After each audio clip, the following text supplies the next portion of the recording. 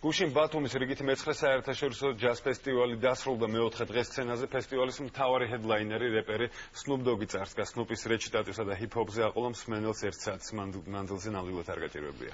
მუსიკოსი ბათუმში შეკრებილი მსმენელის წინაშე ახალი ალბომის წარსდგა, რომლის პროდიუსერიც Pharrell Williams-ია. საქართველოს აღმოსავლეთ ევროპაში ის პირველი ქვეყანაა გახლდათ, რომელსაც Snoop-ის სოლო კონცერტით ეწვია. უკვე დღეს ამერიკელ რეპერს იტალიაში მოусმენენ. ნახოთ სიუჟეტი.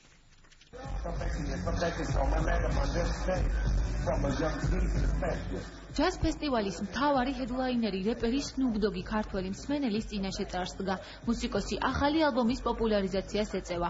ბაშ სწორედ ასე ქვია დისკს, რომელიც უკვე მე-6-ედ მოექცა ამერიკულ და ევროპულ R&B ჩარტების სათავეში. ალბომის პროდიუსერი რეპერი არანაკლებ ლეგენდარული Pharrell Williams-ი გახლავთ. მუსიკალური კრებულის ჩაწერაში მონაწილეობა აქვთ მიღებული Stevie Wonders, Charles Wilsons და სხვა ცნობილ მუსიკოსებს.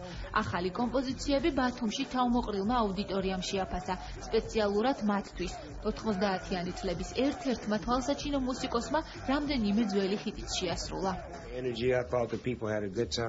ის ენერგია, რომელიც მსმენელის გამოდის, ყველაზე მეტად მიყვარს. იმის დანახვა, რომ ადამიანებს ჩემი მუსიკა მოწონთ და ჩემი სიმღერები ზეპირად იციან, სტიმულს მატებს, რომ სცენაზე მაქსიმალურად დავიხარჯო. დღეს აუდიტორია ძალიან აქტიური იყო. სცენაზე გამოსვლისთანავე ვიგრძენი, რომ მაგარი საღამო გველოდა. იმედი მაქვს, ჩემი განწყობა და ენერგია მსმენელამდე მივიტანე. 30 მილიონზე მეტი გაყიდული ალბომი და მუსიკალურ ჩარტებში პირველი ადგილი გრემის ჯილდოს 16 გზის ნომინანტის ანგარიშზეა. 1993 წლიდან დღემდე მომღერალს სხვადასხვა ჟანრის შემსრულებლებთან ერთად 13 ალბომი აქვს გამოშვებული. Snoop Dogg-ის კარიერაში მის ყველაზე წარმატებულ ალბომად Doggy Style ითვლება, რომლის 800,000-ზე მეტი ეგზემპლარი გამოსვლისთანავე გაიყიდა. ძალიან ფანტასტიკური კონცერტი იყო. Snoop Dogg არ შეცვლილა, ბავშვობიდან როგორც გვახსოვს, ზუსტად ისეთი იყო და არის და დაგლიჯა რა.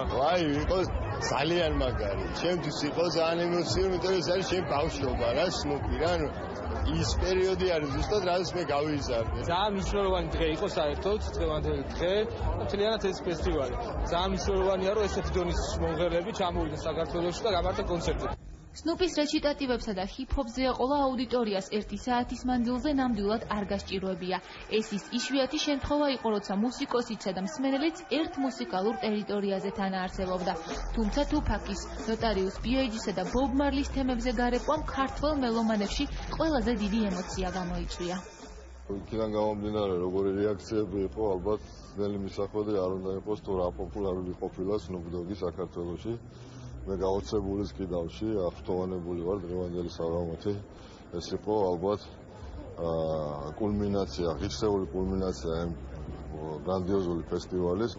მსმენელს მინდა უთხრა, რომ აქ ყოფნა ჩემთვის ძალიან სასიამოვნო იყო. ამ ლამაზ ქვეყანაში აუცილებლად დავბრუნდები. საქართველოს აღმოსავლეთ ევროპაში ის პირველი ქვეყანა გახლავთ, რომელსაც Snoop Dogg-ის სოლო კონცერტით ეწვია. ამერიკელ რეპერს დღეს უკვე იტალიაში მოусმენენ. სარეკორდო იყო 4 დღის მანძილზე გუშინდელი კონცერტი. წლევანდელ მე-9 საერთაშორისო ფესტივალს ყველაზე მეტი მელომანი სტუმრობდა, რაც ალბათ შეთავაზებული პროგრამის დამსახურებაცაა. დღეიდან ფესტივალის ორგანიზატორები უკვე თბილისის ჯაზ ფესტივალისთვის დაიწყებენ მზადებას.